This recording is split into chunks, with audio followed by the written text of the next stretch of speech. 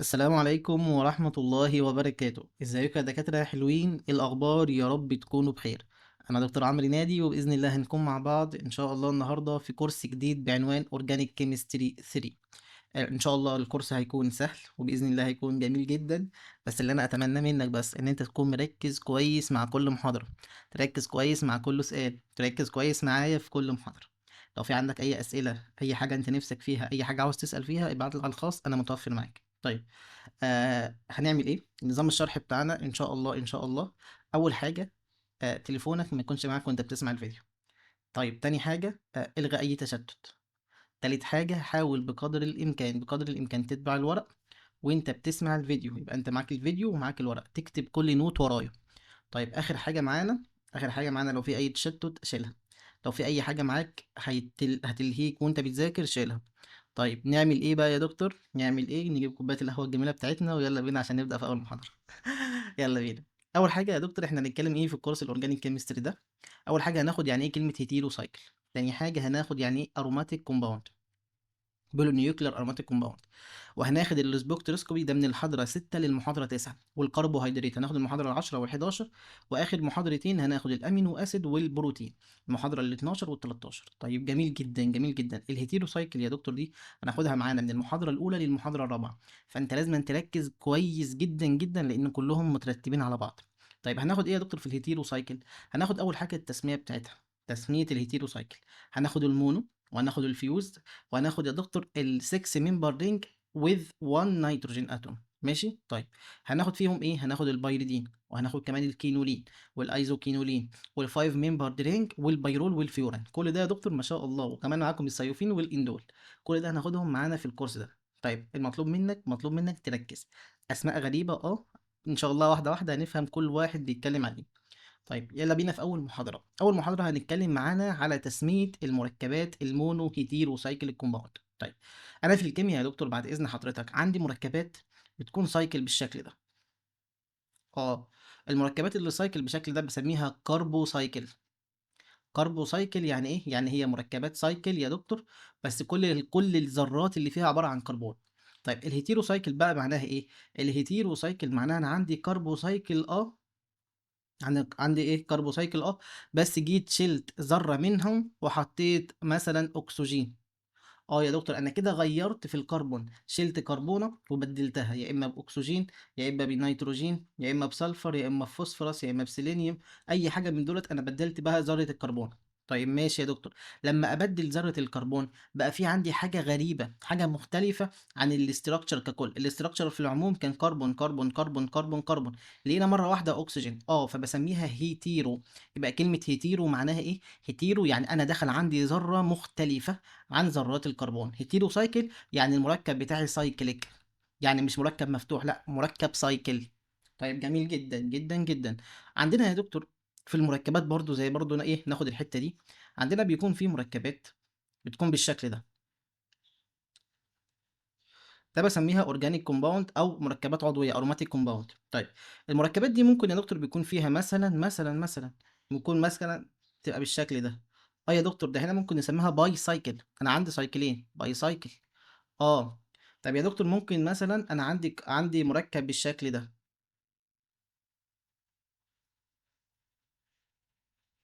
مثلا مركب بالشكل ده يا دكتور. هنا سايكل بس ماسك جنبيها سايكل. هنا يا دكتور بسميها فيوزد. يعني ايه كلمة فيوزد؟ يعني ملتحمين. فيوزد سايكل. لا، هنا يا دكتور بسميها كأني عندي سايكل واحدة ليها تفرع، التفرع ده فيه سايكل تاني. يعني انت قصدك ايه؟ قصدك اقول لك يعني المركب ده بنعتبره هو عندي وان سايكل. ليه؟ لان السايكل التاني بنعتبره كتفرع، بنعتبره كايه تفرع، مش بنعتبره سايكل كامله. يبقى يا دكتور انا كان عندي مركبين بالشكل ده، السايكل التاني بنعتبره ايه تفرع. طب لما يكونوا ملازقين في بعض بسميها ايه؟ فيوزد سايكل. طب يا دكتور لما يكون المركب بالشكل ده، معايا كمان مركب بالشكل ده اهو، وعايا هنا كده يا دكتور مركب كده، هنا بسميها بريدج، يعني بيكون عنده زي البريدج كده برضه. هنا برضه بسميها باي سايكليك او تراي سايكليك على حسب ما احنا هناخدها مع بعض دلوقتي يا دكتور، مش دلوقتي يعني قدام شويه.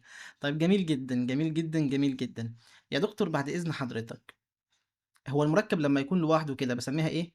بسميه مركب سايكل. يبقى انا كده عندي مركب سايكل، عندي مركب باي سايكل اللي هو فيوزد، عندي ممكن يكون مثلا فيوزد اكتر وكمان يا دكتور تراي سايكل مثلا، ممكن يكون اكتر واكتر، ماشي، بس بسميهم ايه فيوزد سايكل. وعندي برضو يا دكتور مركب بيكون بالشكل ده، بس ده بسميها تفرع برانش.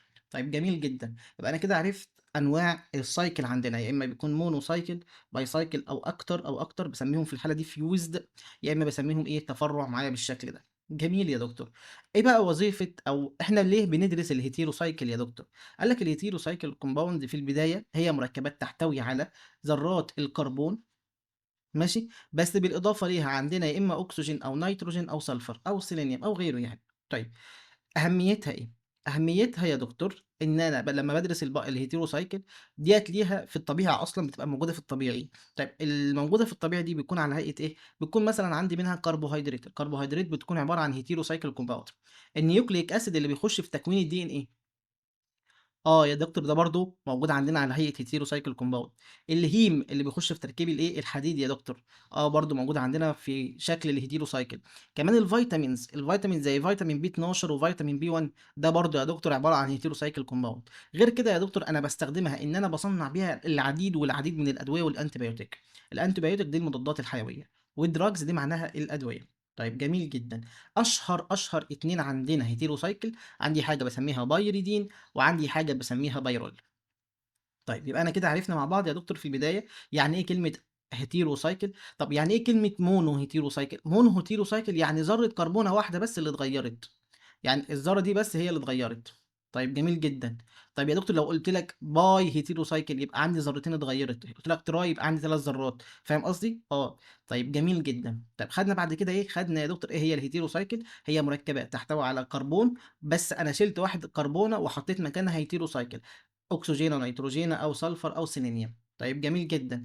أهميتها إيه؟ يا دكتور ده موجودة في الطبيعة وبتدخل في عديد من الأدوية وباصنّع بيها العديد من الأدوية والأنتيبيوتيك. موجودة فين في الطبيعة؟ زي الكربوهيدرات، النيوكليك أسيد والهيم والفيتامين زي الفيتامين B6 والفيتامين B1. طيب جميل جدًا، جدًا، جدًا. أشهر 2 عندي البيرول والبيريدين. طيب نبدأ بقى يا دكتور عندي تسمية المركبات اللي هي heterocyclic compound. وأنا عندي في تسمية المركبات الheterocyclic compound عندي 3 أنواع من التسمية. تسمية الأيوباك اللي أنا باسميها هينتز nomenclature. طيب ماشي، تاني تسمية معايا يا دكتور باسميها replacement. الكلام ده مش موجود عندنا بس إيه، بادّيك عليها صيغة دلوقتي عشان لو خدناها فيما بعد. replacement nomenclature، وآخر حاجة عندنا الcommon nomenclature. يا دكتور يعني إيه الcommon nomenclature؟ يعني وأنا في البداية زمان في قديم الأزل ما كانش عندي طريقة ثابتة أسمي بيها المركبات العضوية، ما كانش عندي اللغة بتاع الأيوباك دي اللي أنا باسميها هانتس دي. طب يا دكتور لما ما كانش عندي اللغة كان كل واحد بيكتشف مركب جديد بيسميه على اسمه، زي مثلا كلمة بايريدين ده ملوش قاعدة ثابتة. البايرول ده واحد اكتشفه وسماه كلمة بايرول. يعني يا دكتور الكومن نيم دي أسماء ثابتة على مر التاريخ والزمان، اكتشفت من زمان فخلاص بقى اسمها ثابت، اسمها المشهور ده هو الاسم الصايغ أو هو الدارج ما بين كل العلماء. طيب جميل جدًا. هنبدأ بقى العلماء طلّعوا طرق تسمية باسميها الأيوباك نيم. نبدأ بقى مع بعض يا دكتور في تسمية الأيوباك نيم للمركبات الmonocycle heterocyclic compound، ماشي؟ طيب المركبات الmonocycle إحنا اتفقنا المونو يعني عندها اختلاف في ذرة، معلش مش هتشيل بعد كده، عندها اختلاف في ذرة كربون واحدة، شِلتها وحطيت مكانها يا إما نيتروجين يا إما أكسجين يا إما سلفر. طيب أنا مش هالتزم بالمونو، أنا هادخّل معانا الداي والتراي والكلام ده كله، بس إيه، واحدة واحدة نفهم مع بعض ونشوف إحنا بنسمي إزاي. طيب قال لك تسمية الأيوباك في البداية بيكون عندنا حاجة باسميها prefix، بعد كده الstem، بعد كده الsuffix. يبقى يا دكتور وأنا باسمي أي مركب عضوي قدامي بيكون عندي prefix، stem، suffix. والله يا دكتور أنا مش فاهم ومش عارف، أنا كده تايه معلش. يعني إيه كلمة prefix؟ الprefix دي يا دكتور يعني الحاجة اللي بتتحط قبل الأب، يعني ولنفرض أنا عندي ده الparent. الparent ده قبليه حتّة صغيّرة كده، حتّة منّه كإيديه، ومثلًا ولنفرض ده الparent اللي قبليه مثلًا الأقدام، وبعديه كده فوق خالص اللي هو الراس. فأنا بابدأ أسمّي الجزء المتوسط، بعد كده الجزء الأعلى، وبعد كده الجزء الأسفل. الجزء الأسفل اللي بابدأ بيه، لإن ولنفرض هو شجرة كده قدّامك، المركب بتاعك يعتبر شجرة. أنا بابدأ آخُد الجزء الأسفلاني اللي تحت باسميه الparent الprefix، بعد كده باخُد الجزء الأوسط في الشجرة باسميها الstem، وبعد كده باخد الجزء الأعلى خالص باسميه الإيه، الsuffix. هنفهم يعني إيه الكلام ده كله واحدة واحدة. طيب البريفكس يا دكتور ده بيعبر عن ايه؟ ده بيعبر يا دكتور المركب العضوي اللي عندك ده، المركب اللي انت ضفته ده، هو انت ضفت له ايه؟ اكسجينه، ولا انت ضفت له نيتروجينه، ولا انت ضفت له سلفر؟ فبيوضح يا دكتور بالظبط انت الهيتيرو اتوم اللي انت ضفتها على المركب اللي عندك ده نوعه ايه. طب مش بس كده، ده بيوضح المكان كمان بتاعها، المكان هي رقم واحد ولا رقم اتنين عند الكربون، رقم واحد ولا اتنين ولا تلاتة. فيبقى وظيفة البريفكس ايه؟ بيوضح هل هو عندي اكسجينة ولا نيتروجينة ولا سلفر، يبقى بيوضح الهيتيرو اتوم ذات نفسها، نوعها والنمبر الرقم بتاعها ومكانها فين بالظبط. طيب جميل جدا. طيب النمبر يعني عددها ماشي، والبوزيشن مكانها فين بالظبط. الاستم بقى، الاستم اللي هو الجزء الاوسط في الكلمه، الاستم بيوضح عدد ذرات الحلقه، عدد ذرات الحلقه. يعني ايه الكلام ده يا دكتور؟ يعني مثلا تعالى بص هنا، انا عندي هنا كام ذره؟ انا عندي ادي واحد، اتنين، تلاتة، والاكسجينات بتتحسب معانا اربعة، وادي خمسة، ادي ستة، يبقى انا عندي كده ست ذرات. يبقى الاستم هو اللي هيوضح ان انا عندي ست ذرات. طيب ماشي. السافكس بقى يا دكتور بيوضح ايه؟ يا دكتور بيوضح هل الحلقه بتاعتي مشبعه ولا غير مشبعه. يعني ايه مشبعه ولا غير مشبعه؟ غير مشبعه يعني عندها دبل بوند، مشبعه يعني كل الروابط بتاعتها سنجل بوند.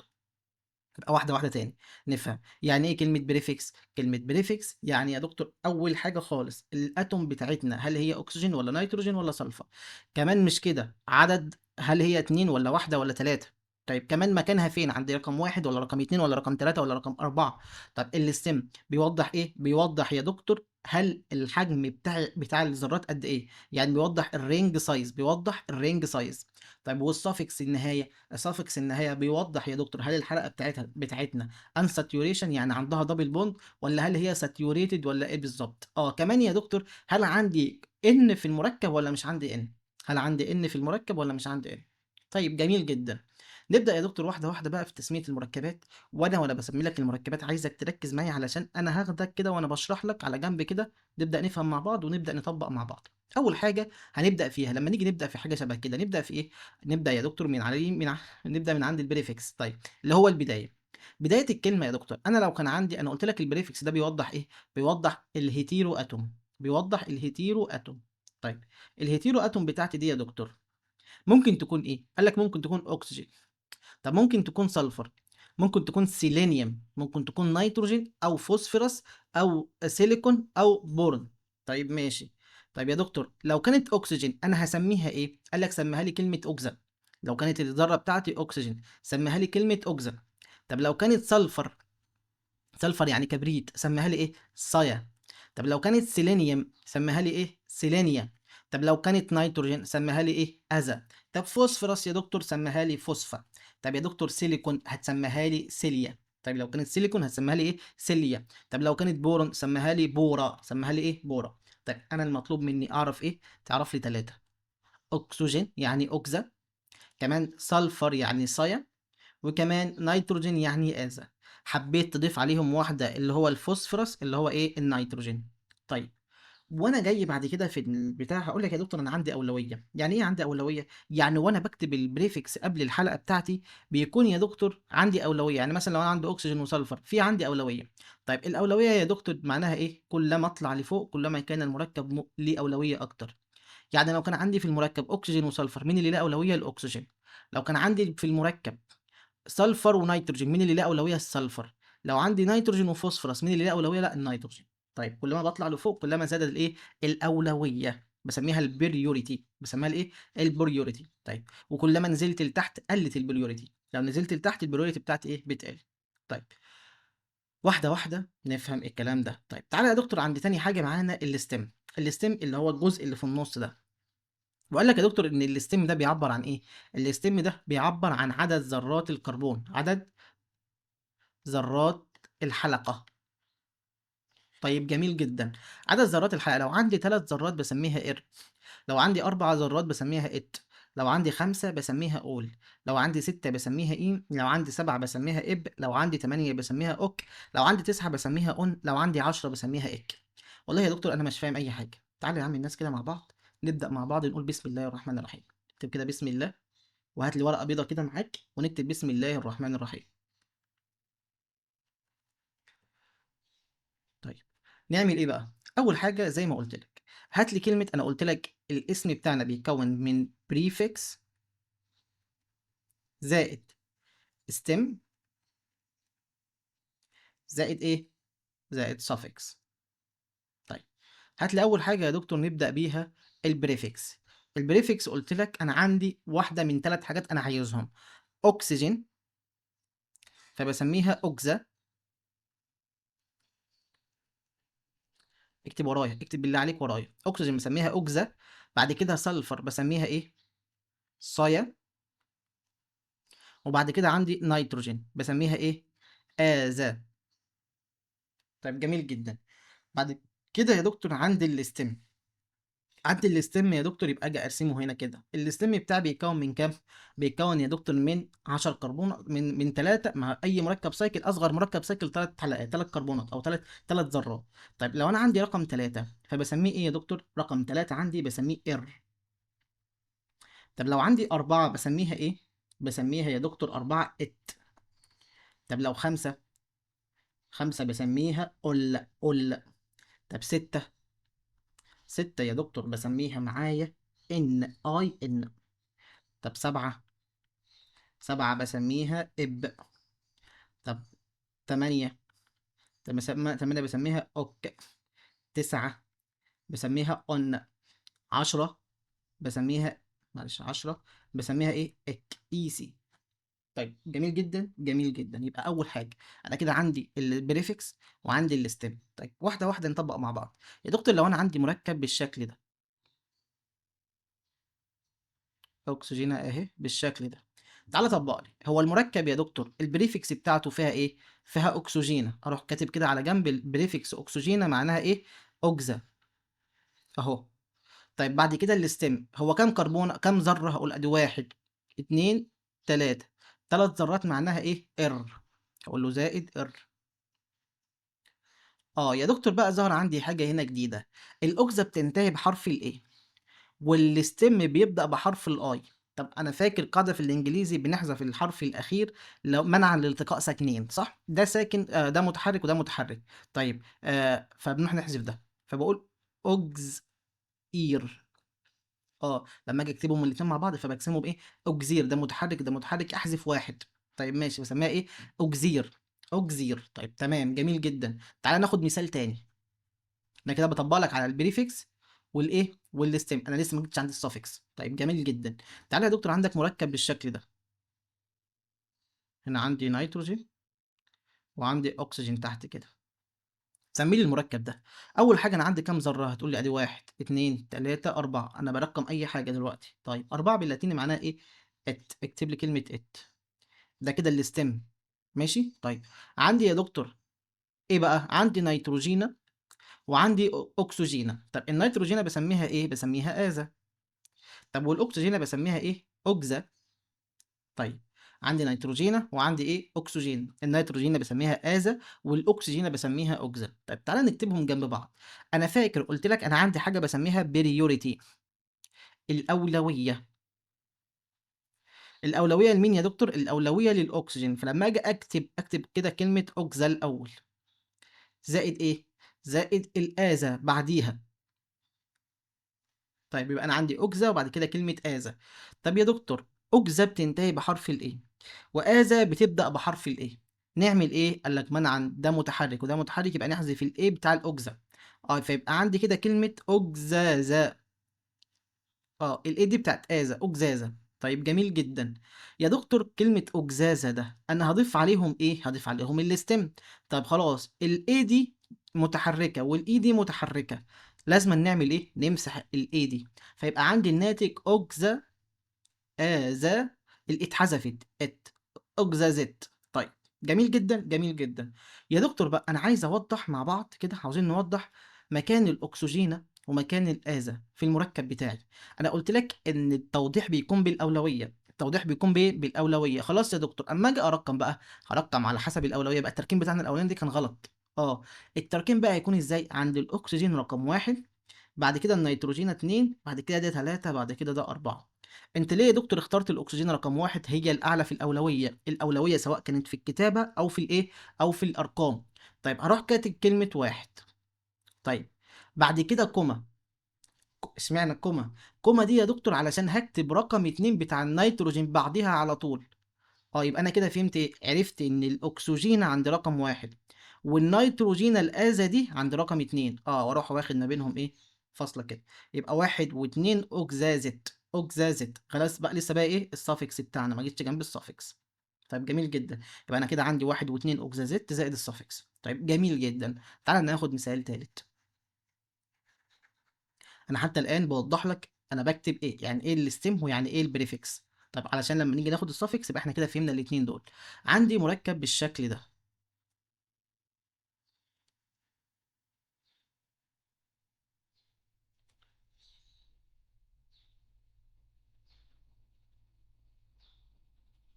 طيب سمي لي المركب ده يا دكتور.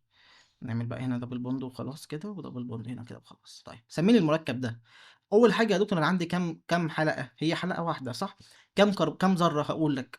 ادي واحد، ادي اتنين، تلاتة، اربعة، خمسة، ستة. ست ذرات يا دكتور. ستة باللاتيني معناها ايه؟ ان. اكتب لي كلمه ان اهو. ادي الان. طيب يا دكتور بعد كده انا عندي بقى ايه؟ عندي اوكزا، وعندي صايا، وعندي آذى صح؟ طيب يبقى أنا عندي أوكزا وصايا وآذى. أكتبهم إزاي؟ هم قلنا بنكتبهم على حسب الأولوية. مين الأولاني؟ الأكسجين، بعد كده السلفر، بعد كده النيتروجين. اكتب لي كده يا دكتور. هقول لك أدي أوكزا، بعد كده هكتب صايا زائد صايا زائد آذى. طيب واحدة واحدة. الأكسجين آخره إيه؟ والسلفر آخره تي. هل في مشاكل هنا؟ لا مفيش مشاكل، يبقى الاتنين يتكتبوا عادي. طيب تعالى يا دكتور، الصايا آخرها إيه؟ والنيتروجين أولها إيه؟ يا دكتور ده في ساكنين كده، يبقى أنا هاشيل إيه؟ هاشيل الإيه بتاعة الصايا، وأسيب مين؟ الآذى. طيب يا دكتور الإن الحلقة السداسية دي اهي، ده اهي أولها أي والآذى آخرها إيه، يبقى أنا هاشيل الإيه بتاع كلمة آذى. يبقى المركب بتاعي في النهاية آخره إيه؟ هقول له أوكزا بالكامل كده، وبعد كده هقول له صايا.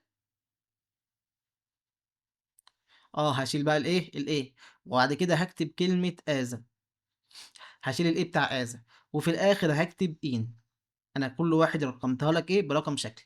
يبقى اوكزا صايا ازين، اوكزا صايا ازين زائد السفكس بقى في النهايه. طب انا ماليش دعوه بالسفكس دلوقتي. طيب ماشي يا دكتور، حط لي الارقام. وانا بحط لك الارقام، مين اللي ليه اولويه؟ الاكسجين، بعد كده السلفر، بعد كده النيتروجين، في الترقيم وفي التسميه. طيب تعال ارقم من عند رقم مين؟ من عند الاكسجين. هقول له ادي واحد، اتنين، تلاتة، أربعة. يبقى عندي واحد واتنين وأربعة. هقول له أدي واحد أكسجين، اتنين سلفر، أربعة إيه؟ نيتروجين. وراح واخد شرطة كده، يبقى واحد واتنين وأربعة أوكزا صيازين، أوكزا صيازين. طيب جميل جميل جدا. يا دكتور لو أنا جيت قلت لك كده أنا هشيل من هنا كده وهعكسهم، يعني أنا عكست المركب بالشكل ده، حطيت هنا نيتروجين وجبت هنا السلفر مكانها. خلاص بكل بساطة هاشيل برضه الترقيم. ليه يا دكتور؟ أنا ماليش دعوة، أنا في الترقيم باكتب على حسب الصايا رقم كام؟ رقم أربعة. طيب والنيتروجين خدت رقم كام كده في الوقت ده؟ رقم اتنين. يبقى عندي واحد وأربعة واتنين أوكزا صايا آزائين، أوكزا صايا آزائين. جميل جدا جميل جدا جدا جدا. يبقى أنا كده فهمت كويس. أنا لما يكون عندي البريفكس بكتبه إزاي؟ بكتب أوكزا صايا آزا، وبعد كده يا دكتور عندي حروف متحركة أحذف أول حرف، آخر حرف من الإيه؟ من الاسم. طب مش عندي، خلاص اسيب. بعد كده اشوف البريفكس الستيم بتاعنا، هل هو اير ولا ات ولا اول ولا ان ولا اب ولا اوكت ولا اون ولا ايك. ماشي، كتبتهم. وفي الاخر هكتب معايا الايه؟ السفكس. طيب لما نيجي بقى عند السفكس، انا قلت لك السفكس ده بيعبر عن ايه؟ السفكس ده يا دكتور قلت لك بيعبر عن حاجتين. هل الحلقه ساتيوريتد ولا الحلقه unsaturated؟ طيب ساتيوريتد يعني كل الروابط سنجل بوند. سوري، كل الروابط ايه؟ سنجل بوند. طيب unsaturated يعني انا عندي دبل بوند، عندي دبل بوند، ممكن واحده، ممكن اتنين، ممكن تلاته، مش هتفرق معايا. طيب جميل جدا. يبقى انا يا دكتور بعرف ايه في السفكس؟ هل المركب عندي سنجل ولا هو unsaturated في عندي دبل بوند؟ طيب تعالى ناخد واحده واحده. الساتيوريتد بقسمهم لحاجتين. saturated بقسمهم لايه، لحاجتين. الحلقه من، اسمع، الحلقه من 3 و4 و5، معلش، 3 و4 و5 ومعاهم نيتروجين، ولازم أن يكون ايه معاهم نيتروجين. حلقه 3 و4 و5 معاهم ايه نيتروجين، بضيف لهم كلمه ايدين. يبقى حلقة 3 و4 و5 معاهم نيتروجين بضيف لهم ايه ايدين. طيب ماشي. الحلقة من 6 إلى 10 بسميهم ايه يا دكتور، بديلهم ايه، بديلهم ان. مش برضو من 3 ل 10 كلهم، يعني من 3 ل 10 كلهم بديهم ان بس من غير النيتروجين، وزود النيتروجين. طيب يبقى ايه يا دكتور، قول لي. يبقى انا بدي من 3 ل 10 نو نيتروجين، نو نيتروجين. بدي من 3 ل 10 كلهم بياخدوا ان. طيب في بس اكسبشن بسيط، الحلقه 3 و4 و5 لو عندهم نيتروجين بياخدوا ايدين. يبقى قول لي كده يا دكتور، في الطبيعي كله بياخدوا ايه، بياخدوا ان. اه بس في حاله وجود نيتروجين الحلقه 3 و4 و5 بياخدوا ايدين. الحلقه 3 و4 و5 بياخدوا ايه، ايدين. اديني مثال. عندي مركب بالشكل ده.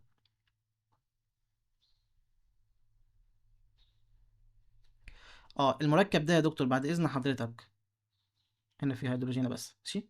المركب ده بعد اذن حضرتك سميه لي. اول حاجه انا لما اجي اسمي بكتب الاستم الاول.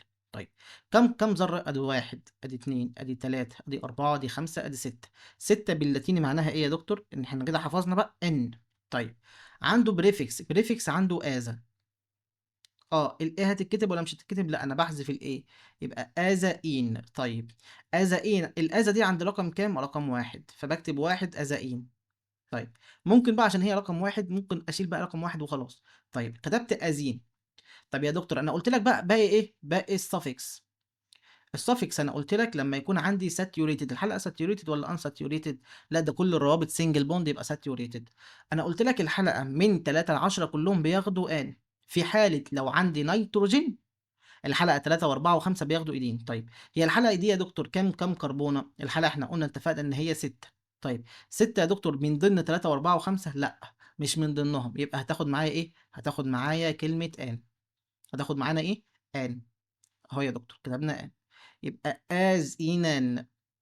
اه يبقى ده المركب بتاعنا، يعني المركب بتاعنا از اينان، از ان ان، از اينان، ماشي. جميل جدا. تعال نشوف مركب تاني معانا يا دكتور. عندي مركب بالشكل ده. سمي لي المركب. أول حاجة يا دكتور أبدأ أعدهم، واحد، اتنين، تلاتة، أربعة. أربعة يا دكتور كنا بنسميها إيه؟ كنا بنسمي الرقم أربعة إت. طيب وأنا عندي صايا فأكتب صايا. هشيل بقى الإيه؟ مش هكتب بقى الإيه؟ صايت. طيب ماشي، صايت. طب دي يا دكتور من واحد، دي أربع كربونات بس ما عندهاش نيتروجينة، خلاص أحط لها آن. صايا إيتان، صايا ايتان. طيب نفس المركب بالظبط، نفس المركب بالظبط. شلت السلفر ده وحطيته يا دكتور نيتروجين. هسميها ايه، ان اتش. هسميها ايه في الحاله دي، هسميها يا دكتور اول حاجه هكتب كلمه ات، وهكتب البريفكس بتاعنا. البريفكس كان بتاعنا كان ايه، كان اذا. اذا ات، يبقى يا دكتور هشيل حرف الايه، فبسميها ازت. طيب ازت يا دكتور النيتروجين دي موجوده ولا مش موجوده، لا ده النيتروجين موجوده. اشوف هل هي من ضمن الاكسبشن ولا لا. شفت يا دكتور ده هي الحلقه رباعيه، من ضمن الاكسبشن، فهدي لها ايدين. يبقى ازيتيدين، ازيتيدين. يبقى الحلقه بتاعتنا كده نوعها ايه، ازيتيدين. يبقى كده قلنا ايه، يبقى كان عندي من 3 ل 10 سميناها ان. لو انا عندي نيتروجين الحلقه 3 و4 و5 بياخدوا ايه، بياخدوا ايدين. طب ان هي يا دكتور في انهي حاجه، في الحلقات الساتيوريتد اللي كل الروابط سنجل بوند، اللي كل الروابط سنجل بوند ما عنديش ابدا دبل بوند. طيب ناخد مثال تالت.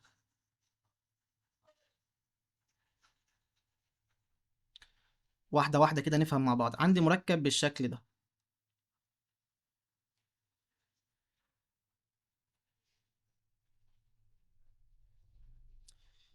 تعالى نشوف يا دكتور. اول حاجه انا عندي كام ذره، اقول له ادي واحد، اتنين، تلاته، اربعه، خمسه. خمس ذرات يا دكتور. خمسه باللاتيني معناها ايه، خمسه باللاتيني معناها اول. ده الاستم بتاعنا اول.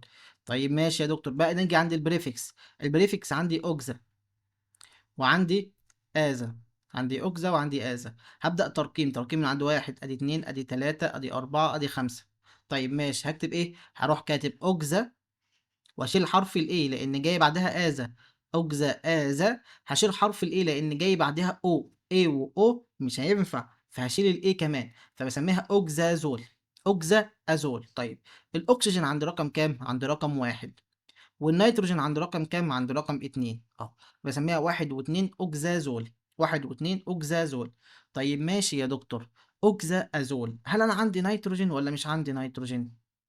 بصينا كده، ده انا عندي نيتروجين فبسميها اوكزازوليدين. اه ده السفكس. يبقى واحد واتنين اوكزازوليدين، واحد واتنين اوكزازوليدين، واحد واتنين اوكزازولادين، اوكزازوليدين. طيب جميل جدا جدا جدا. ليه انا ضفت الايدين يا دكتور؟ لان انا عندي نيتروجين. النيتروجين ادام موجوده لازم اضيف لها الايه، المقطع بتاعها اللي هو ايه، ايدين. طيب تعالى يا دكتور ناخد اخر مثال معانا وننهي بيه تسميه الايه، الساتيوريتد. انا بس حبيت ايه اوضح لك كل حاجة بالتفصيل. عندي مركب بالشكل ده.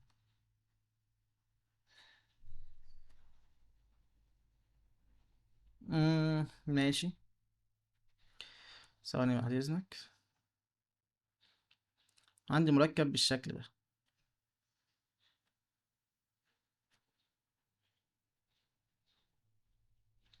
طيب روح شال من هنا كده حط لك نيتروجينا،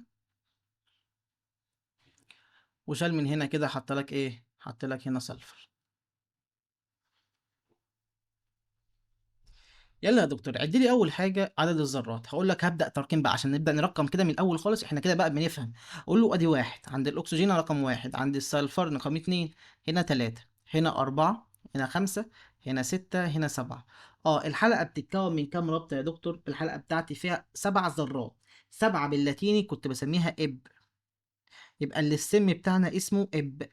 طيب هات لي البريفكس بقى، البريفكس اللي في البدايه. انا عندي هنا اوكزا، وعندي صايا، وعندي ازا. طيب هكتب بقى، هكتب الاولاني ايه؟ هكتب الاولاني اوكزا. طيب جاي بعدها صايا فهسيب الايه فاروح كاتب صايا. طيب جاي بعد صايا ازا، الايه جاي بعدها ايه فاروح كاتب برضو ازا بالشكل ده. دي الايه بتاع الازا. طيب وفي الاخر اكتب اب.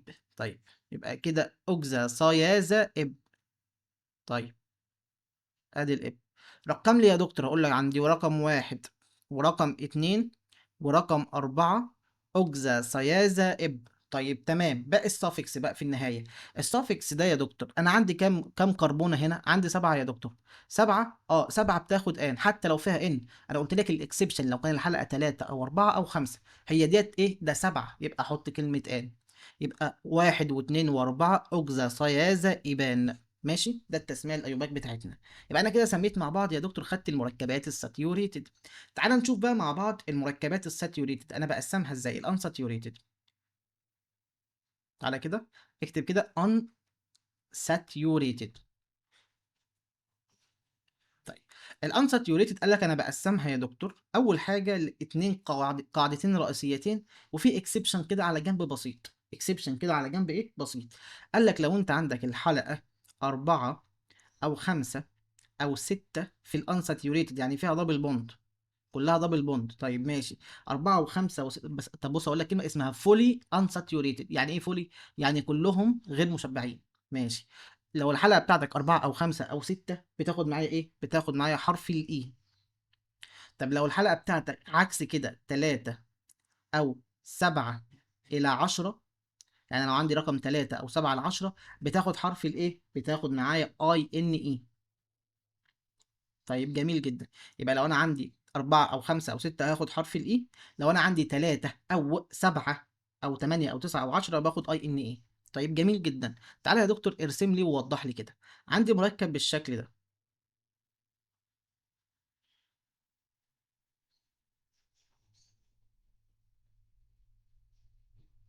عندي مركب بالشكل ده. تعالى كده شوف لي. أول حاجة يا دكتور أدي الكربونة دي عاملة دبل بوند، الكربونة دي عاملة دبل بوند، دي عاملة دبل بوند، والنيتروجين عاملة دبل بوند. ده فولي انساتيوريتد ولا مش فولي؟ لا ده فولي انساتيوريتد.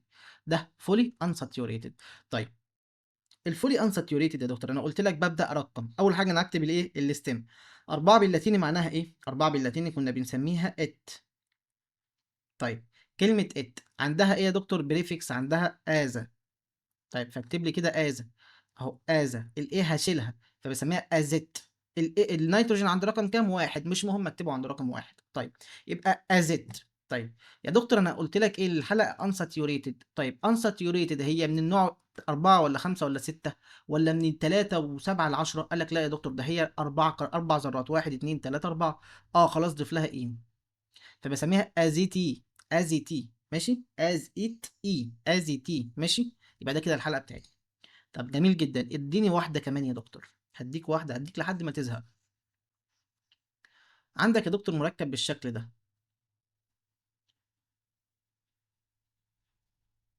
دبل سنجل دبل، ادي مركب بالشكل ده. اول حاجه بفكر فيها المركب ده انساتيوريتد صح؟ اه هشوف هل هو فول انساتيوريتد ولا لا. اول حاجه بفكر فيها ادي الكربونه دي عامله دبل بوند، اه طب والكربونه دي عامله دبل بوند، اه الكربونه دي عامله دبل بوند، اه والكربونه دي اه والكربونه دي اه. طيب جميل جدا يا دكتور، ده هو فولي انساتيوريتد. سمي لي المركب الجميل بتاعك ده كده. اول حاجه هو مكون من كام كربونه؟ من ستة. طيب ست ذرات يعني، فبياخد اي ان اي، ادي الاي والان. طيب يا دكتور ده ستة، فاضيف له ايه بالمره؟ يبقى اي ان اي. طيب جميل جدا يا دكتور، هو النيتروجين معناها ايه؟ معناها آذى. اه فبسميها أزين. أزين. بس أشيل حرف الإي ده وأكتبه بلون مختلف علشان يكون واضح. يبقى أزاين إي.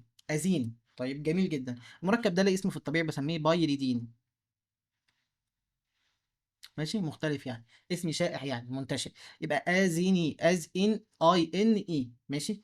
أزين أزين أزين. طيب جميل جدا يا دكتور، تعالى بقى ناخد خلي بالك بقى عشان انت ممكن تفكر ان الاي ان اي دي بتاع دي، لا لا لا مختلفه خالص، ده دي ستيم وبعد كده اي. طيب ناخد مثال اكتر وضوحا بقى علشان نعوض الموضوع ده. عندي حلقه سباعيه بالشكل ده.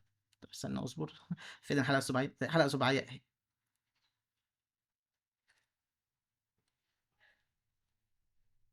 طيب وجيت عندي هنا يا دكتور بكل بساطه شلت وحطيت عندي نيتروجين، وقلت لك انا عندي المركب بالشكل ده اهو. اه يا دكتور ده انت المركب عندك بالشكل ده كده، المركب اللي عندك بالشكل ده فيه طب تعالى نفكر الاول. المركب عندك بالشكل ده فولي انساتيوريتد ولا لا؟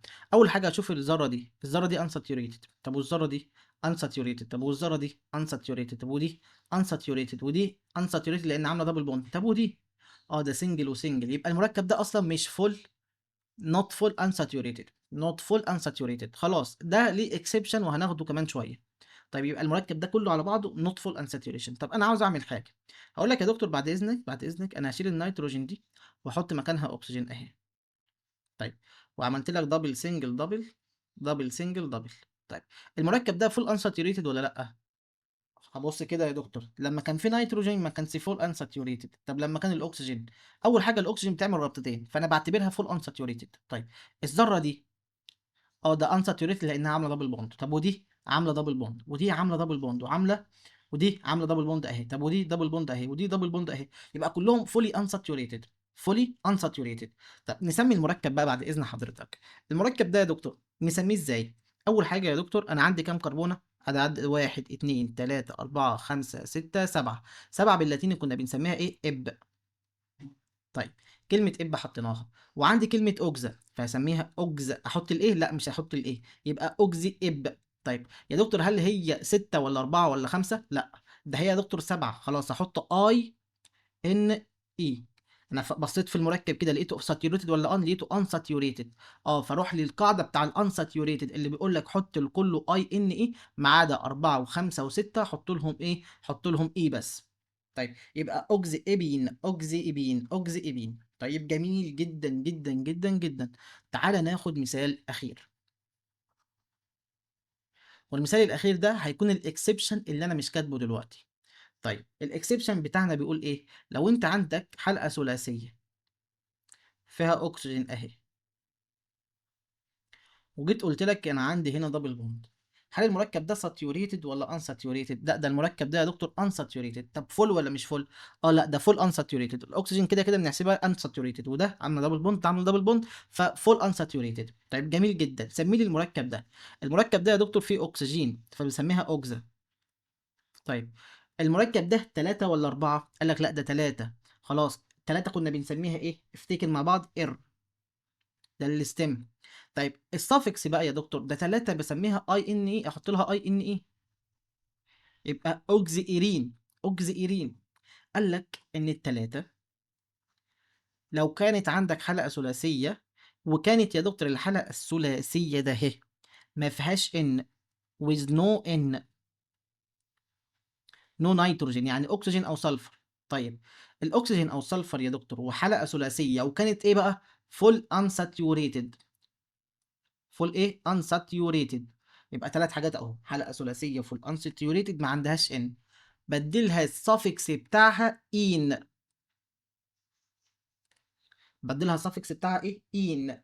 يبقى يا دكتور عندي حلقه ثلاثيه ما فيهاش نيتروجينه ولازم أن تكون فول انساتيوريتد، فالسافكس بتاعها مختلف شويه، بحط لها اي ان اي، يبقى اوكزيرين. اوكزيرين. اوكزيرين. طيب انا كده الحمد لله قدرت اوصل لك الدنيا بتكون ماشيه ازاي. قدرت اوصل لك الدنيا بتكون ايه ماشيه ازاي. طيب باقي لي بس اخر حاجه معايا، اللي هو unsaturated، بس يا دكتور مش كامل. يعني ايه مش كامل unsaturated؟ يعني يا دكتور في مشكله عندي، المركب unsaturated بس مش كامل. طيب هنعمل ايه؟ قال لك هنسميه كاني بسمي الانساتيوريتد بالظبط. اه بس هحدد اماكن الساتيوريتد. طب هحدد اماكنها ازاي؟ اول حاجه يا دكتور تعالى ناخد مثال ونوضح. الانساتيوريتد عندي مركب بالشكل ده، سداسي بالشكل ده اهو، وجيت قلت لك انا عندي هنا يا دكتور نيتروجينا NH، ماشي، وعندي دبل بوند وادي دبل بوند. طب هل المركب ده ساتيوريتد ولا ان ساتيوريتد؟ احنا في العموم كده اول ما ابص على المركب الاقيه عامل دبل بوند هقول ان ساتيوريتد.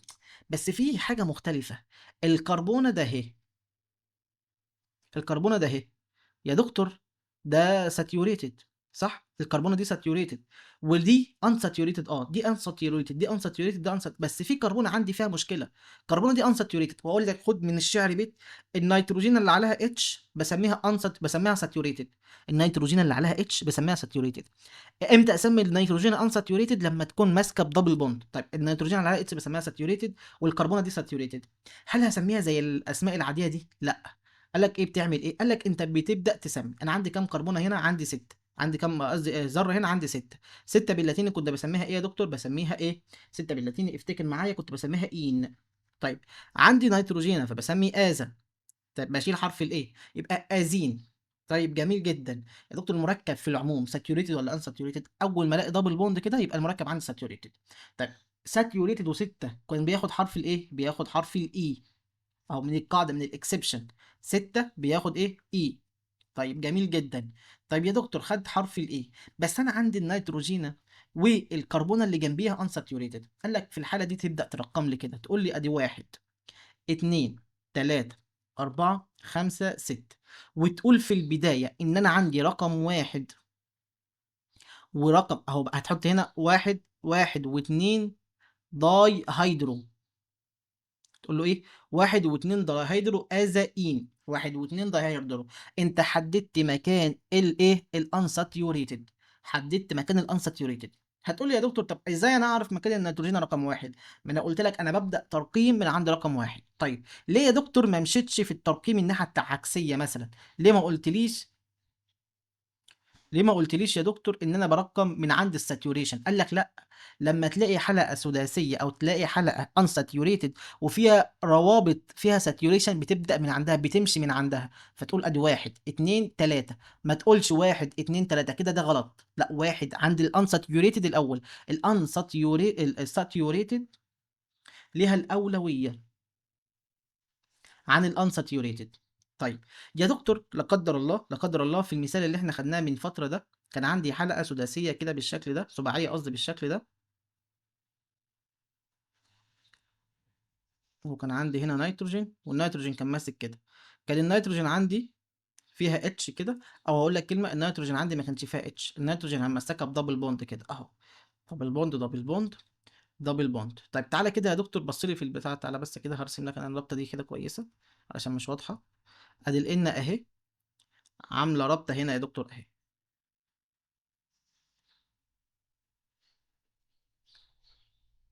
اهو يا عم، ولا تزعل نفسك. طيب واحده واحده. عندي كام رابطه؟ هقول لك ادي واحد، اتنين، تلاته، اربعه، خمسه، سته، سبعه. طيب انا عندي سبعه. طيب حلو جدا، شيل لي بقى كلمه سبعه دولت، شيل لي الترقيم ده خالص. سبعه يا دكتور باللاتيني معناه ايه؟ سبعه باللاتيني قلنا بنسميها اب.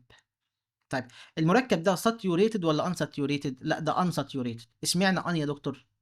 اشمعنى ان ساتيوريتد يا دكتور؟ المركب ده ان ساتيوريتد لحاله. ايه هي الحاله بتاعته؟ ان ساتيوريتد يا دكتور بعد اذن حضرتك، لان هي عنده دبل بوند. لان هو عنده ايه؟ دبل، مش واحده كمان، ده عنده ثلاثه. طيب يبقى هيخضع لتسميه الانساتيوريشن. طيب بقى انساتيوريشن حلقه سباعيه كنا بنضيف لها ايه؟ اي ان اي. طيب جميل جدا. وانا عندي ازا فبسميها ازا ايبين. ازا ايبين. طيب حلو. يا دكتور بقى انا عندي الكربونه ده اهي، ده ساتيوريشن، يعني عندها هيدروجين زياده عن الباقي، كلهم عاملين دبل بوند الا هي عندها هيدروجين. فابدا ارقم، هقول ادي واحد، اتنين، تلاتة، أربعة، خمسة، ستة، سبعة، تمانية، ده سبعة أهو بس. طيب هقول عندي رقم اتنين هيدروجين، أروح كاتب كده اتنين، وأروح كاتب جنبها حرف الاتش كده. اتنين اتش. ماشي. أزائبين، يبقى اتنين اتش أزائبين. أنا حددت مكان الساتيوريشن فين. حددت أنا عندي ساتيوريشن فين بالظبط. يبقى أنا لما أجي أحط الساتيوريشن أحدد مكانه فين بالظبط. طيب جميل جدا. يا دكتور انت ليه لما كان عندك اتنين اماكن فيهم ساتيوريشن كتبت دايهايدرو، ولما كان عندك مكان واحد اتنين اتش؟ قال لك انا بختصر بقى الهيدروجين بدل ما اكتب واحد هيدرو، لا انا بكتب اتنين اتش، لان الاتش دي بتعبر عن مكان واحد بس. مكان واحد فقط. طيب اما داي هيدرو بيتعبر عن مكانين. داي هيدرو معناها مكانين. يبقى الاتش دي اختصار للمكان واحد، والاتنين دي معناها الاتنين يا دكتور مكانها رقم اتنين. مكانها رقم اتنين. اما لو كتبت اتنين وتلاتة داي هيدرو، فانا عندي يا دكتور عندي رقم اتنين ورقم تلاتة هيدروجين. يعني عندي رقم اتنين ورقم تلاتة ساتيوريتد. اما لما اقول اتنين هيدروجين اتنين اتش، يعني مش عندي اتنين هيدروجين، لا ده انا عندي رقم اتنين بس هيدروجين. عندي رقم اتنين بس ايه؟ هيدروجين. طيب كده الحمد لله خلصنا كل الاكسبشن، كل حاجه حرفيا في التسميه. طيب حاسس ان انت الموضوع معاك بقى صعب صح؟ انا حاسس بيك والله. تعالى بقى كده مع بعض كده يا دكتور نقرا السلايدز ونبدا نفكر فيها واحده واحده، وما تخافش انت معايا في اي امين. اول حاجه بنبدا فيها البريفكس. واحنا اتفقنا البريفكس عندنا اكسجين وسلفر وسيلينيوم ونيتروجين وفوسفورس. الاكسجين يا دكتور بسميها اوكسا، السلفر بسميها صاي، النيتروجين بسميها آزا، الفوسفورس بسميها فوسفور. وقلنا ليهم أولوية، الأولوية الأكسجين هو اللي ليه أولوية، يجي بعد كده السلفر، بعد كده النيتروجين، وبعد كده الإيه؟ الفوسفورس. طيب جميل جدا. دخلنا بقى يا دكتور في الاستم، وقلنا ان الاستم دي بيعدد عن عدد ذرات الحلقه. قلنا لو كان عندي ثلاث ذرات فبسميها ار، 4 ات، 5 اول، 6 ان، 7 اب، 8 اوك، 9 اون، 10 اك. جميل جدا جميل جدا. بص بقى، انا عايزك تكتب لي زي ما انا ما كتبت لك بالظبط، والجدول ده كله تشيله. ماشي. تكتب لي زي ما انا ما كتبت لك بالظبط، لانك انت لو مشيت تبعي هتفلح. هنا هتلاقي نفسك بتتلخبط، يعني كلمه البارشل ساتوريشن ده اصلا غلط. ماشي. فابعد عن الجدول ده نهائي نهائي نهائي نهائي. طيب يبقى انا قلت لك ايه السافكس تذاكره من اللي انا كتبته لك. ايه اللي انا كتبته لك في السافكس؟ قلت لك يا دكتور انا عندي في السافكس الحلقه لو كانت ساتيوريتد يبقى من 3 ل 10 بحط لهم ان. لو عندي نيتروجين الحلقه رقم 3 و4 و5 بس بحط لهم ايدين. طيب ماشي. طب والانساتيوريتد؟ الانساتيوريتد قلت لك انا عندي من 4 و5 و6 بحط لهم ايه، و3 و7 و10 و9 و8 بحط لهم اي ان اي. طيب لو حال ان انا ما عنديش في رقم 3 نيتروجين وهي انساتيوريتد بحط لها ايه؟ اي ان اي. جميل جدا جميل جدا. طيب دخلنا بعد كده في الانساتيوريتد والفولي النون فولي انساتيوريتد. طيب وقلنا بنحط مكانها الدايهيدرو والهيدروجين، اللي هو مثلا اتنين هيدروجين عرفنا نحطها امتى، والدايهيدرو بنحطه امتى. جميل جدا جميل جدا. طيب بالظبط. يبقى الجدول ده في السافكس الغهولي. عاوز تحفظ هتحفظ لك الحته الاخيره دي اللي هو لو انا مش عندي ان يبقى كلهم هياخدوا ان، لو انا مش عندي ان كلهم هياخدوا ان في الساتيوريتد، ماشي. طيب لو انا مش عندي ان في unsaturated، اول حاجه اهو مش عندي ان في الانساتيوريتد، رقم 3 بتاخد اين، رقم 3 هتاخد ايه؟ طب ورقم 4 و5 هتاخدوا ايه؟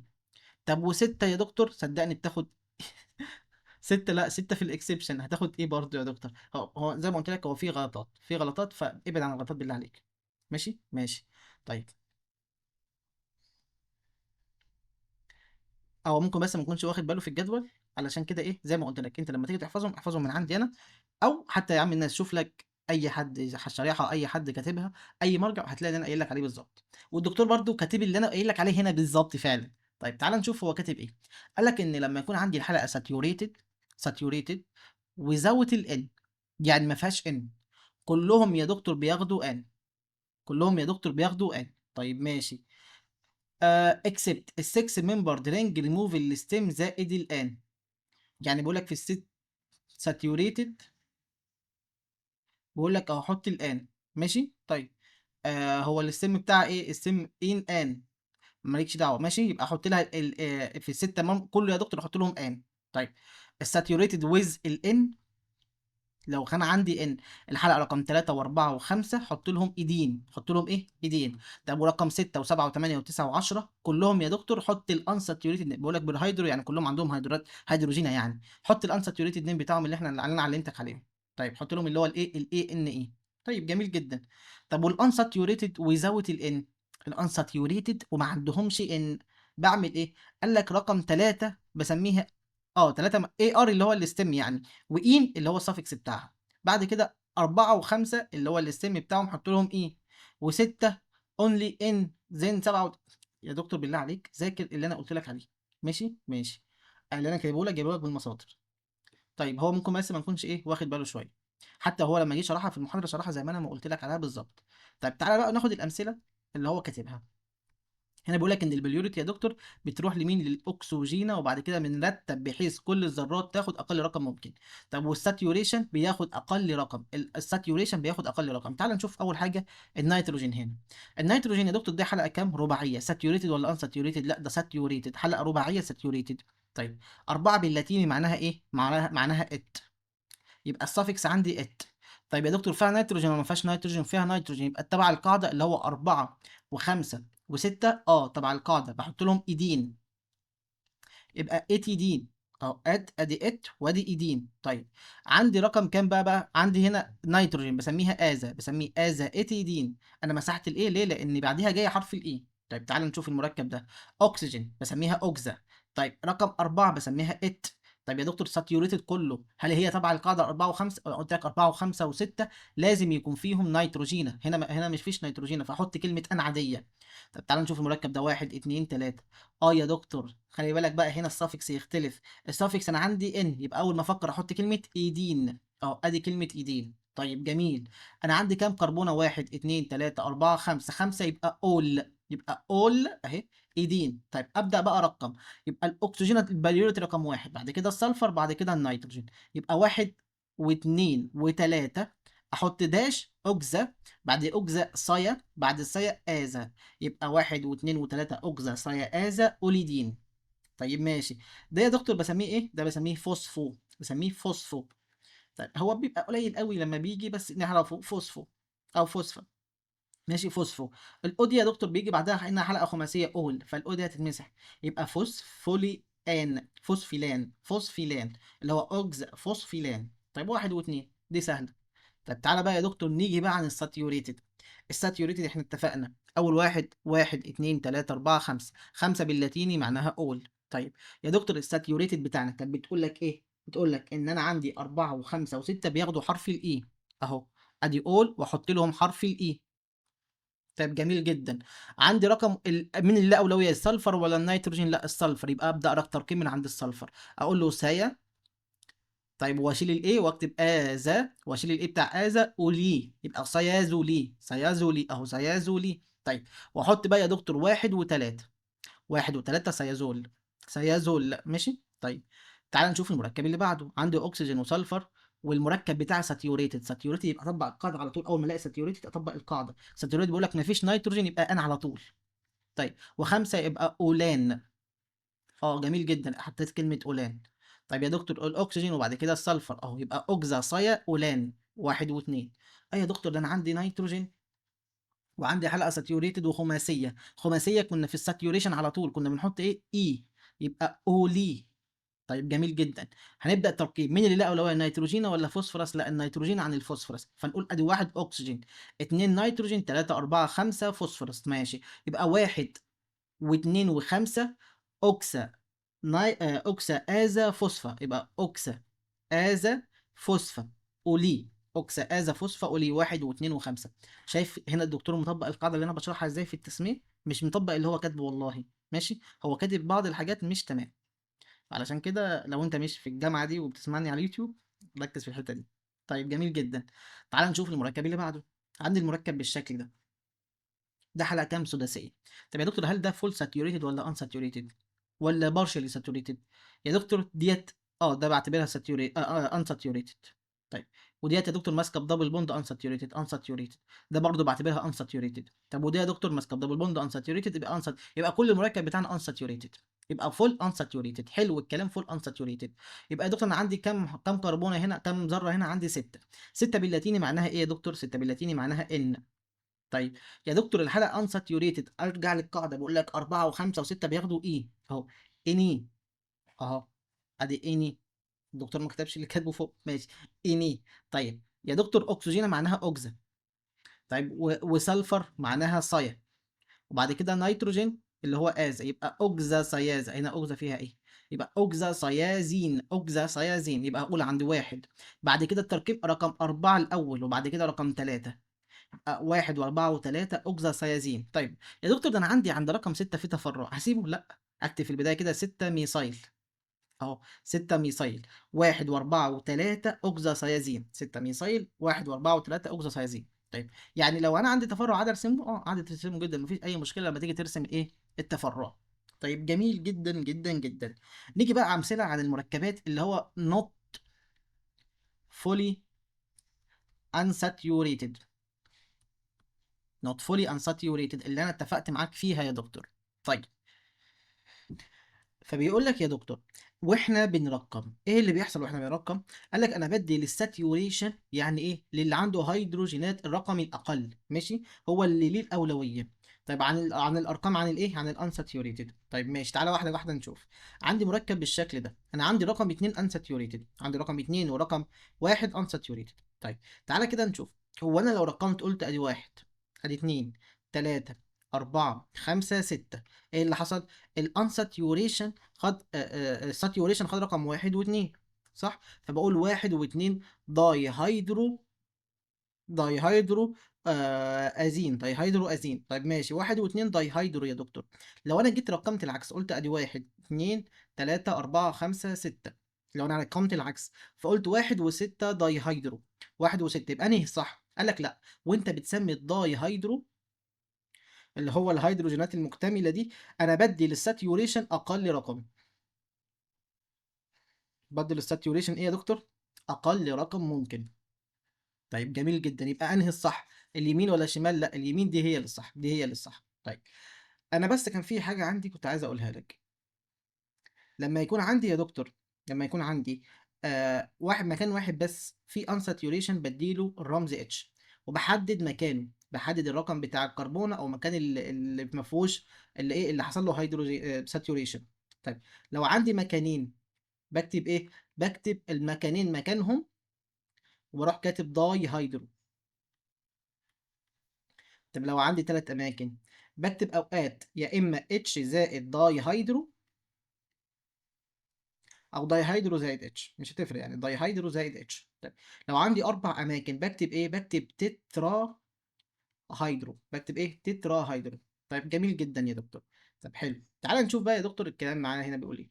طيب انا بيقول لك يا دكتور انا عندي مركب بالشكل ده وهو المركب ده، هنبدا تركيب منين؟ هقول له ابدا تركيب من عند النيتروجين، همشي يمين ولا همشي شمال؟ لا يا دكتور امشي يمين، لان الساتيوريشن بياخد اقل رقم، فنقول 2، 3، 4، 5. يبقى عندي رقم 2 و3 و4 و5 اتنين وتلاتة واربعة وخمسة تترا هيدرو ازين. تترا هيدرو ايه؟ ازين. جميل جدا. لو انا مشيت العكس فبقول ايه؟ تلاتة واربعة وخمسة وستة. لو مشيت العكس قلت واحد اتنين تلاتة اربعة خمسة ستة، فيبقى عندي تلاتة واربعة وخمسة وستة تترا هيدرو. فده العكس، انا كده اديت للتترا هيدرو اكبر رقم. ده مش هينفع. طيب يا دكتور، لو انا عندي واحد بس كده، لو انا عندي مثال بالشكل ده، اصبر هديك مثال كده غريب. عندي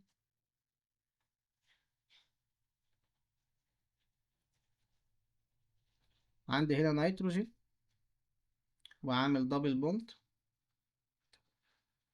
وعندي كمان هنا اكسجين. مم، ماشي. وعندي كمان هنا اكسجين، وعندي هنا كمان دبل بوند. يبقى انا عندي نيتروجين واكسجين والكلام ده. طيب اول حاجه انا هدي ترقيم لده واحد. طب يا دكتور، ما انا عندي ساتيوريشن، هدي الاولويه للساتيوريشن ولا هدي الاولويه للنيترو؟ لا، ادي الاولويه للنيترو. يبقى اول حاجه الاولويه لمين؟ للهيتيرو. طيب بعد كده للتفرع.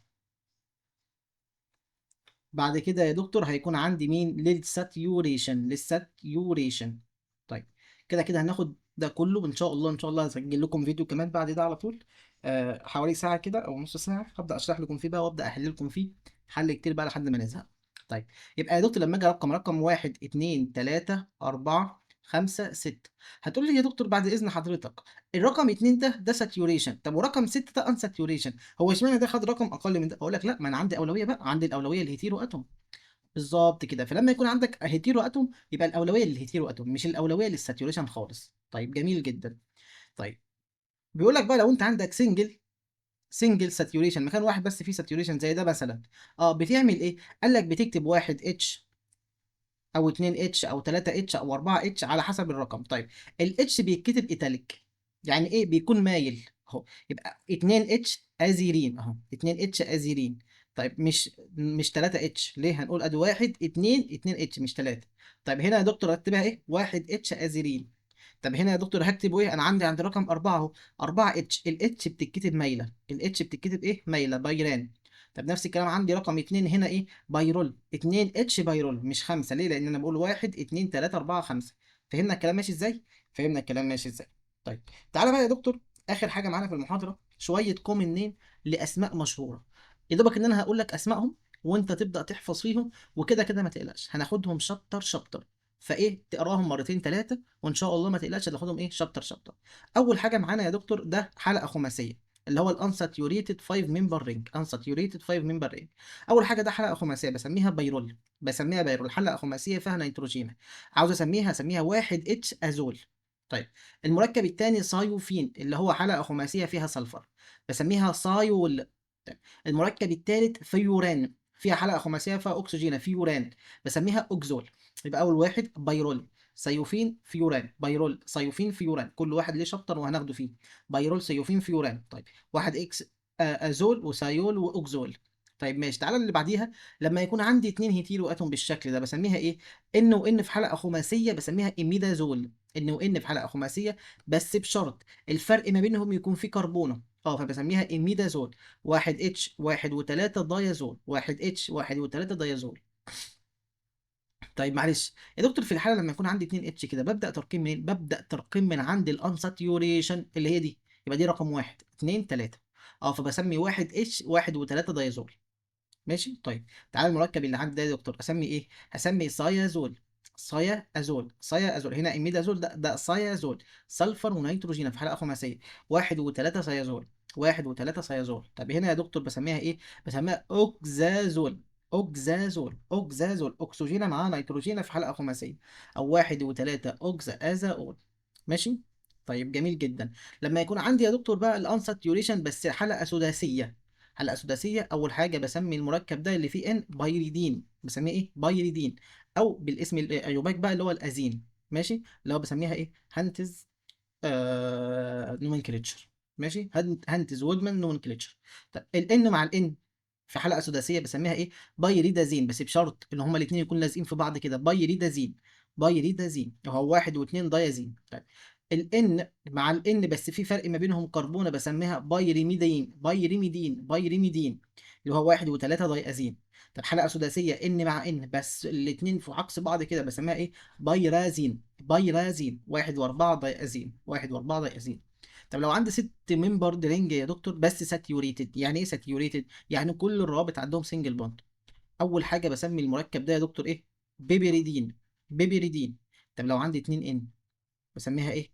بيبرازين. بيبرازين. طب لو عندي اكسجينه ومعاها نيتروجينه بسميها ايه؟ مورفولين. مورفولين. مورفولين.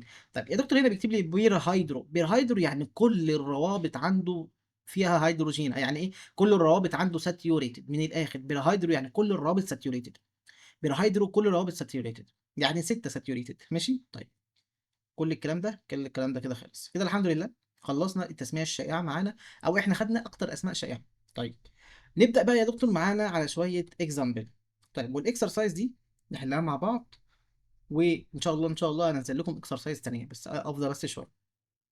نبدأ الحلقة دي. أول حاجة بفكر فيها أكتب الستيم. الستيم كام ذرة؟ أقول له أدا واحد، وأبدأ بقى بفكر. هنا الساتوريشن تاخد رقم اتنين. اتنين، تلاتة، أربعة، خمسة، ستة، سبعة. سبعة باللاتيني يا دكتور كنا بنسميها إب. طيب هنا يا دكتور ساتيوريتد ولا انساتيوريتد؟ ده انساتيوريتد في العموم بسميها انساتيوريتد.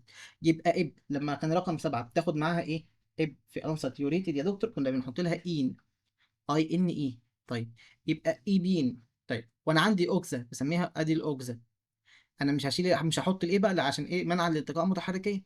طب الاوكسا عند رقم كام؟ عند رقم واحد، فبسميها واحد اوكسا ايبين. او الواحد ده بشيله خالص. طيب الانساتيوريشن بقى عند رقم كام؟ عندي رقم 2 في ساتيوريشن، وعند رقم 5 في ساتيوريشن. فاقول 2 و5 داي هيدرو اوكزائبين. 2 و5 داي هيدرو اوكزائبين. طيب تمام. تعال نشوف المركب اللي بعد كده. عندي حلقة سداسية. الحلقة السداسية ده كنت بسميها ايه يا دكتور؟ كنت بسميها اي ان. طيب ده فيها نيتروجين يا دكتور. النيتروجين كان من ضمن الساتيوريتد ولا انساتيوريتد؟ لا ده ساتيوريتد. انساتيوريتد يبقى كان من ضمن الأربعة وخمسة وستة. يبقى بضيف لها حرف الإي بس، أي إن إي. طيب جميل جدا. أنا عندي رقم اتنين. ما هذا واحد اتنين تلاتة. عندي 2 و3 داي ميثايل، فاكتب في البداية خالص 2 و3 داي ميثايل. طيب قبل ما اكتب الكلام ده كله بقى، واي ان اي. طيب الحلقه سداسيه وفيها نيتروجين بسميها ازا. طب يبقى ازين. و2 و3 داي ميثايل، يبقى 2 و3 داي ميثايل ازين. 2 و3 داي ميثايل ازين. تعال نشوف المركب ده. المركب ده اسميه ايه؟ حلقة رباعية. كلها unsaturated. كلها unsaturated. طيب الحلقة الرباعية كنت بسميها ايه؟ ات. طيب يا دكتور هي من ضمن القاعدة؟ من ضمن القاعدة اللي هي حلقة رباعية فيها اي، يبقى اضيف لها حرف الاي. طيب عندي رقم 2 في مجموعة ميثايل فبسميها آه أول حاجة آزا، يبقى ازيت. طيب و2 ميثايل يبقى 2 ميثايل ازيت. 2 ميثايل ايه؟ ازيتي. طيب تعالوا نشوف المركب ده. واحد، اتنين، تلاتة، أربعة، خمسة، ستة. ستة باللاتيني يعني اي ان اي. ساتيوريتد ولا انساتيوريتد؟ انساتيوريتد. طيب عند رقم واحد وعند رقم أربعة في، أنا برضه نكتب كلمة آزا تبقى آزين. عند رقم واحد ورقم أربعة في داي هيدرو، فاكتب واحد وأربعة داي هيدرو. طيب واحد وأربعة داي هيدرو أزين. طيب تعال نشوف المركب ده. أنا قلت لك لما يكون عندي اتنين إن ابدا ترقيم منين؟ من عند الانساتيوريتد. يبقى مين اللي هياخد رقم واحد؟ ده. فنقول ادي واحد، اتنين، تلاتة، أربعة، خمسة. يا دكتور ليه ما مشيتش ناحية التفرع الأول؟ لا الهيتيرو أتوم ليه الأولوية. طيب جميل جدا. أسمي المركب بقى. خمسة باللاتيني معناها إيه يا دكتور؟ خمسة معناها أول. طيب عندي اتنين آزا فبسمي إيه؟ أدي آزا. أزول. طيب يا دكتور عند رقم كام؟ واحد واتنين. واحد واتنين أزول. يعني عند رقم واحد ورقم اتنين في مجموعة ايه؟ نيتروجين. طيب ماشي. طيب وبعد كده يا دكتور ادي الازول. طب عندي رقم ازول الحلقة خماسية وساتيوريتد ولا انساتيوريتد؟ لا يا دكتور الحلقة خماسية وفيها واحدة بس انساتيوريتد. طب اللي هي الانساتيوريتد دي يا دكتور كنت بحط لها في ايه مع الاول؟ كنت بحط لها حرف الاي. يبقى واحد واتنين ازولي. طيب ازول. طيب ماشي جميل جدا. عندي رقم واحد فيه هيدرو فبسمي واحد اتش. واحد اتش اعمل داش. واحد واتنين ازول. طيب جميل جدا. عايز كتب بقى التفرعات. عندي تلاتة في ايسايل، وعندي اتنين، وعندي خمسة في ميسايل، واحد اتش، واحد واتنين ازول. جميل جدا. طيب جميل جدا كده التسمية بتاعتنا خلصت. تعال نشوف المركب الأخير ده. المركب الأخير ده هنسميه ازاي؟ أول حاجة مين اللي له أولوية؟ السلفر. واحد. بعد السلفر يجي النيتروجين، هقول واحد اتنين تلاتة أربعة خمسة ستة. طيب فهقول عندي صايا، ادي كلمة صايا، وعندي كام آذى؟ عندي اتنين، فاكتب صايا اهو، داي آذى. طيب الآذى والستة بسميها إين دايازين. طيب يا دكتور ساتوريتد ولا انساتوريتد؟ ده انساتوريتد، يبقى احط لها ايه؟ يبقى صايا وداي آذى أزين، يبقى دايازين، صايا دايازين. طيب جميل جدا. الايه فضلت زي ما هي لان بعدها جه حرف الدي. طيب يا ليه يا دكتور انا كتبت دي؟ انا نسيت ان انا اكتب دي، معلش. داي ازول. طيب دي معناها اتنين، اتنين، اتنين ايه؟ اتنين ان. طيب لما اجي اكتب بقى يا دكتور، اجي ارقم، هرقم ازاي؟ هقول واحد واتنين وخمسة، واحد واتنين وخمسة صيادازول. طيب عندي رقم ستة في اتش اهو، فاقول 6 اتش، واحد واثنين وخمسة صياديازين، وعند رقم 6 في اتش. بالظبط كده، ده كل التسمية، كل حاجة معانا. طيب هنا بس معلش انا نسيت اكتب الضاد، اعذرني اعذرني لاني تعبان والله. طيب كده الحمد لله خلصت كل معانا حاجة، كل التسمية معانا كده خلصت، او اول شابتر في التسمية خلص. ان شاء الله انتظر مني اسجل لك فيديو تاني فيه نحل شوية مع بعض، واتك لك شوية على على الاتشات والكلام ده كله. وباذن الله باذن الله هتلاقي الدنيا زي الفل في اول محاضره معانا. لو في اي مشكله واقفه معاك ابعت لي، انا كده كده موجود معاك على طول. طيب لو بتسمعنا من على اليوتيوب بقى تعمل ايه؟ لايك وشير وانشر لصاحبك الغلبان اللي لسه ما ذاكرش الشابتر ده. طيب اشوفكم في محاضرات تانية جديده، والسلام عليكم ورحمه الله وبركاته.